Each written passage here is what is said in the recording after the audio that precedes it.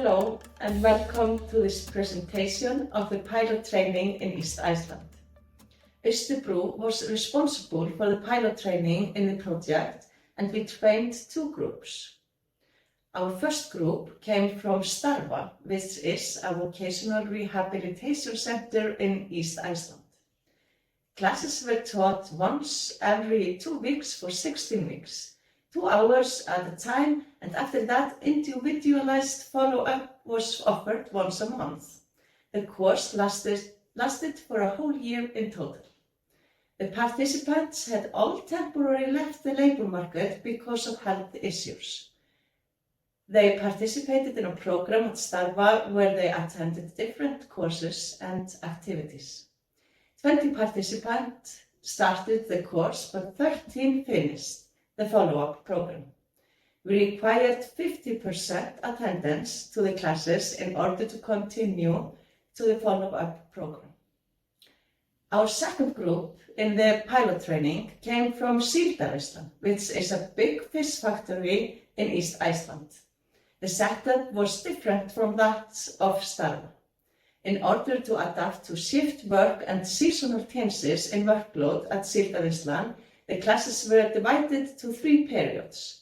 Between classes, a follow-up was offered, which that then continued after the classes finished up to 1 year in total. The number of participants was 12, and all of them completed both the training and the follow-up. Let's look closer into each group. We start with Starfa. This group was easy to access. They were already in a program and they had the time and opportunity to attend the classes. The participants knew each other rather well and were open and relaxed. It was usually easy to get them to express themselves. We have to keep in mind that this group didn't have full working physical or mental capacity.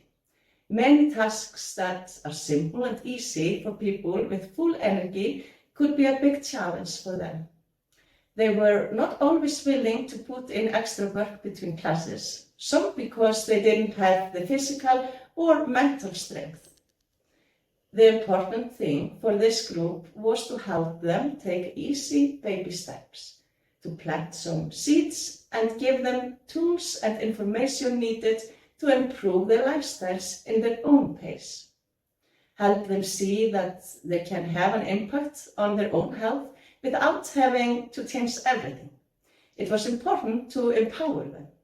For this group, the follow-up was very important, but it turned out to be a lot of work for the coach. As was said here before, the follow-up lasted for 8 months, which is a long time to keep the participant active. Some of them had already finished the rehabilitation program and were hard to reach. Many of the participants wouldn't answer emails, so it was necessary to phone, oftentimes just meet the person to stay in contact. Many were struggling with the goals, but some did well and stuck to the plan. Now let's look into the second group, the employees of SÍBS. Of the 12 participants, 8 worked at the office, so the shift workers were relatively few in the program. Here we have participants with full working capacity. They were more willing to put in some homework and had higher self-esteem. They believed that they could change their lifestyle and had the energy to do it. Most of them were in good balance in their private lives. All this matters when you are trying to influence people's lifestyle. Most of the participants already lived a rather healthy lifestyle, but of course there was room for improvement. At the beginning of the course, most of them were satisfied with the amount of sleep they were getting. Many were doing some kind of exercise on a regular basis, walking, yoga, swimming, CrossFit or Zumba. But there was a big gap between the ones with the most active and those with the least active lifestyles. The active ones did have positive influence on the less active in the group. They were all willing and found it important to increase the amount of weekly exercise. All participants seemed rather aware of the importance of healthy diets, but some lacked knowledge, so the information they got through the Life and Health training was valuable. The follow-up went well with this group. We got good response using email, messenger, and interviewing. All the participants lived in the same town, which made it easier to call them in for interviews. The participants that worked together at the office were able to support each other. We would like to show you the structure of the classes. In each class, the emphasis is on the participation of the students. Get them to talk, observe their own lifestyle, and give them tasks to work on in the class and between the classes. First class, health checks were offered. The coach and the content of the course was introduced. Participants evaluated their lifestyles and health. Theories of behavioral changes were discussed. And second class was dedicated to goal setting, why we set goals, how we do it, and what to avoid. Habits, how we take up new habits one at a time. Mindset, fixed and growth. The third class was about mental health, for example, sleep, stress, balance, gratitude, thinking errors, meditation, and mindfulness. Cognitive behavioral therapy on how our thoughts control how we feel was discussed. The fourth class was about exercise. The participants talked to each other about exercise that they enjoy or have done in the past.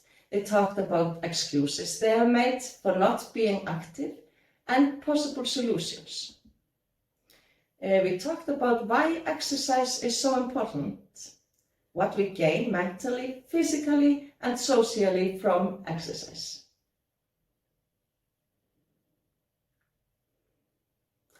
Fifth class was also about exercise, how to maintain the exercise, how to make it a routine, how we are able to record exercise, for example, by using apps, how we can build up exercise starting with warm-up, how to practice, for how long, what muscle groups we use, how to cool down, the importance of stretching. In this class, the coach was a sport instructor. Sixth class was about diet and nutrition. The coach discussed how nutrition influences our health, the three main nutrients, protein, fat, and carbohydrates. The participants learned to look up information about the nutrition of the food, how to put together a food plan for one day and calculate the nutrients. The seventh class was also about diet and nutrition. The topic of the class was how to read packaging, what is healthy and what is not, how to put together a food plan and shopping list for 1 week. Different types of diet were discussed and the importance of critical thinking. Homework was to do a food diary for 3 to 7 days. Both classes on diet and nutrition were taught by a nurse. The eighth and the final class was used for review and preparation for the follow-up. The course was evaluated by the participants. We did a review of the training and took a good time for goal setting. Follow-up, the coach would meet the participants individually to start the follow-up, offer a health check and help with goal setting. At the end of the course, we met the participants individually. They set 1 or 2 goals. It is important to start easy and write down the goals. There was a follow-up once a month by email, messenger, phone call, and meeting. The goals were reviewed each month with in mind if there was something participants wanted to change, what was working well, what was not working, and why.